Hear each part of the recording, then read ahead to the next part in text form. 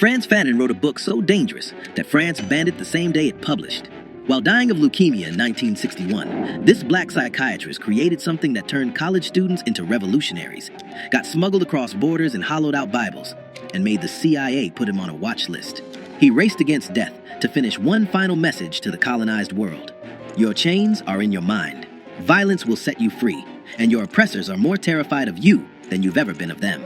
3 months later, he was dead. His book is still igniting revolutions. What made one man's ideas worth killing? Fanon told colonized people worldwide that their mental enslavement mattered more than their physical chains, and that force against oppressors wasn't just justified, it was psychologically necessary for liberation. Steve Biko built South Africa's Black Consciousness movement on his theories. Palestinian fighters and liberation movements from Bolivia to Ghana still quote his manifesto like scripture.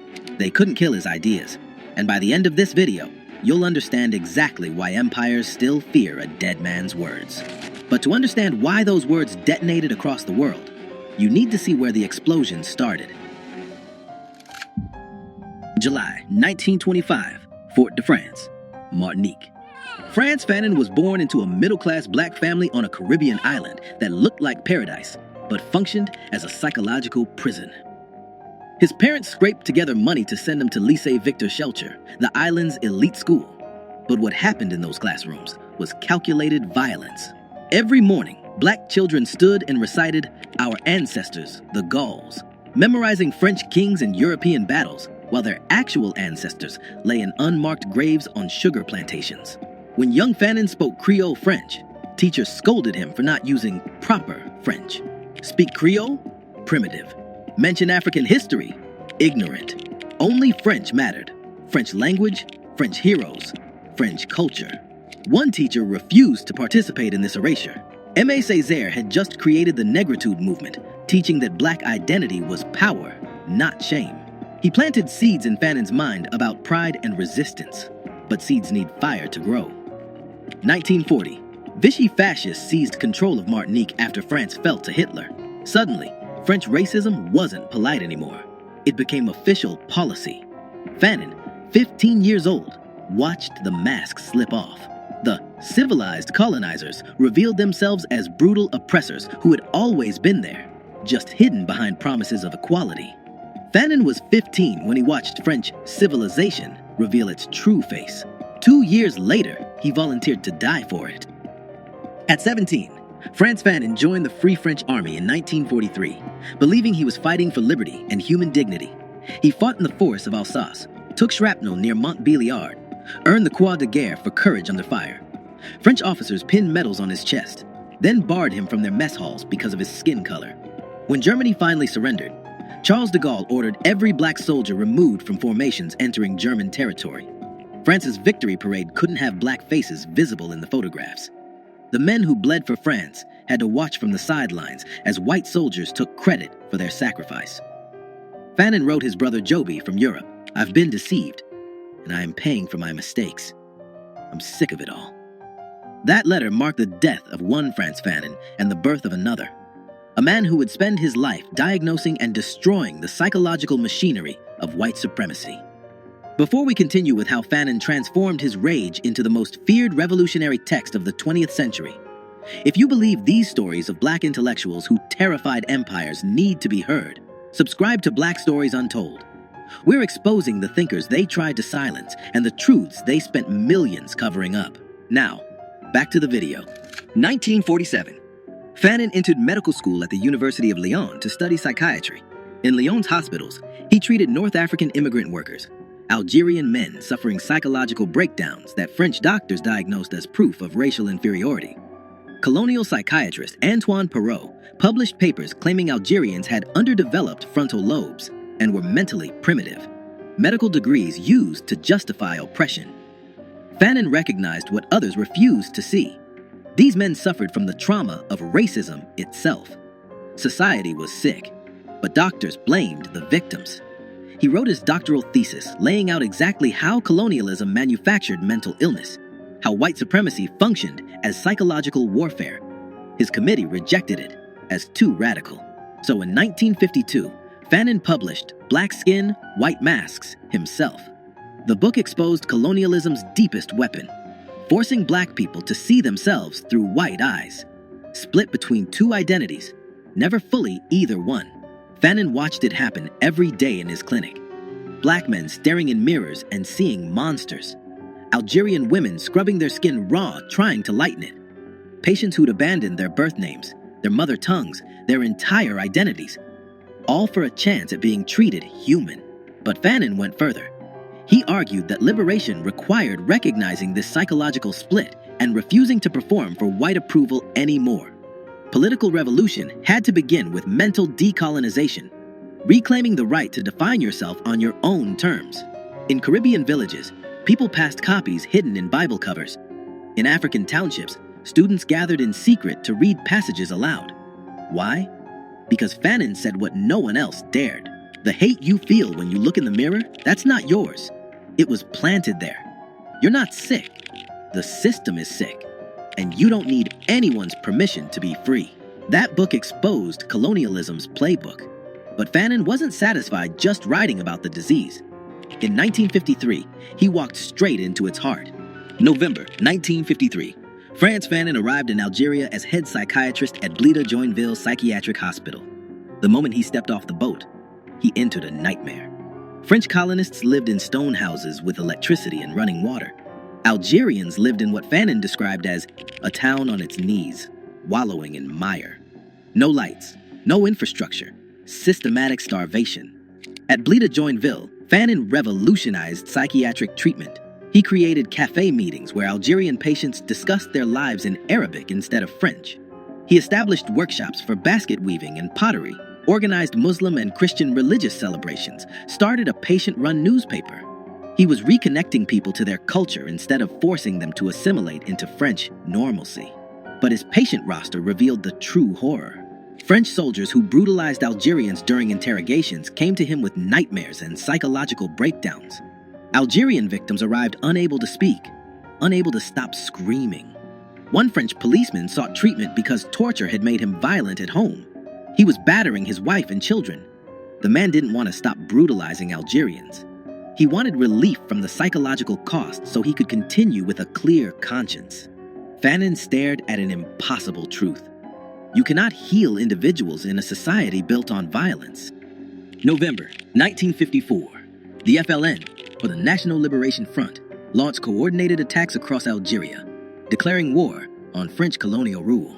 Frantz Fanon immediately chose a side. His hospital became a secret sanctuary. He treated wounded FLN fighters, hid weapons, provided medical cover for revolutionaries. By 1956, this impossible double life was destroying him. He was a French government employee, helping France massacre the people he was secretly protecting. On November 1956, he wrote his resignation letter. There comes a time when silence becomes dishonesty. France expelled him in January 1957, giving him 48 hours to leave Algeria. Fanon went underground instead. He surfaced in Tunis, joined the FLN openly as editor of their newspaper, El Mujahid, and became the intellectual voice of Algerian liberation. France thought expelling him would end the threat. Instead, within months, Fanon had become Africa's most dangerous diplomat. As FLN ambassador to Ghana, Frantz Fanon traveled across Africa, meeting revolutionary leaders, Kwame Nkrumah in Ghana, Patrice Lumumba in Congo, Felix Mumi in Cameroon. At the 1958 All-African People's Congress in Accra, he advocated passionately for the African Legion, a continent-wide armed force that could coordinate liberation struggles from Algeria to South Africa. European powers understood the threat. One unified Africa, sharing weapons, tactics, and revolutionary consciousness, could dismantle the entire colonial project. Fanon was the architect connecting these movements. French intelligence sent assassins. Near the Algeria-Tunisia border, a landmine detonated under Fanon's car. 12 vertebrae fractured. He survived, barely. More assassination attempts followed. His body was breaking, but he kept traveling, kept writing, kept building networks of resistance. Then in December 1960, doctors diagnosed leukemia, months to live. Fanon's response? Raced death itself by dictating the most dangerous book ever written about colonialism. March through May 1961, Frantz Fanon lay in a Tunis hospital bed, dying, while his wife Josie sat beside him with pen and paper. For 3 months, through waves of pain, he dictated The Wretched of the Earth. Josie wrote frantically, capturing every word before the disease could silence him forever. The book opened with a declaration that made governments ban it immediately. Decolonization is always a violent phenomenon. Fanon explained that colonialism was born through force and maintained through force. Therefore, only force could destroy it. The colonizer spoke only one language: force. His most controversial argument came next. Violence had therapeutic value for the colonized. Fighting back didn't just win political freedom, it restored psychological humanity. Violence is a cleansing force that frees the native from his inferiority complex and restores his self-respect. The oppressed needed to fight not for revenge, but for rebirth. Jean-Paul Sartre wrote a preface that turned controversial into explosive. He told white European readers, to shoot down a European is to kill 2 birds with 1 stone, to destroy an oppressor and the man he oppresses at the same time. France banned the book the day it published. They smuggled it anyway, in hollowed books, in suitcases with false bottoms, passed hand to hand across Africa, Latin America, the Caribbean, and into American ghettos where the Black Panther Party would make it required reading. Frantz Fanon's leukemia accelerated. He flew to Rome for one final meeting with Sartre, then accepted a CIA offer for treatment in the United States. He traveled under the name Ibrahim Omar Fanon. What happened next remains disputed. By the time Fanon received proper treatment at a Maryland hospital, it was too late. Double pneumonia set in. Some historians argue bureaucratic delays killed him. Others suggest the CIA calculated that a dead Fanon posed less threat than a living revolutionary icon who might survive to inspire more uprisings. December 6, 1961, Frantz Fanon died at 36, 7 months before Algeria won independence. He never walked free streets in a liberated Algiers, but his words were already spreading like a virus through every colonized nation on Earth. The Black Panther Party made The Wretched of the Earth required reading for all members. Bobby Seale handed Huey Newton a copy at one of their first meetings. Frantz Fanon's analysis of police as occupying forces became the intellectual foundation of their 10-point program. When Panthers organized armed patrols monitoring police in Oakland, they were applying Fanon's theory that colonized people must meet violence with organized counter-violence. In South Africa, Steve Biko used Fanon's psychology of liberation to create the Black consciousness movement. Biko taught that before you fight apartheid in the streets, you must kill it in your mind. Pure Fanon. Palestinian resistance movements treated his analysis of settler colonialism as a strategic manual. From Bolivia to Iran to Sri Lanka, liberation fighters discovered that Fanon had diagnosed their reality decades before they lived it.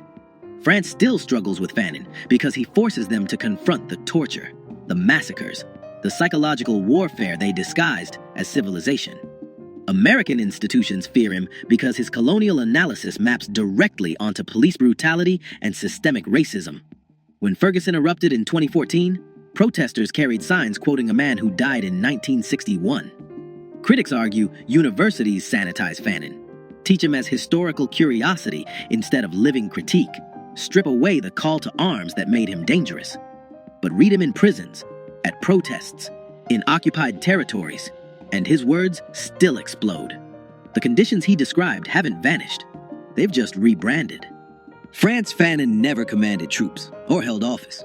He weaponized consciousness instead. Empires killed him at 36, but killing the man didn't kill the ideas. Every banned book spawned 1,000 smuggled copies. Every attempt to erase him carved his words deeper into history. His family paid the price.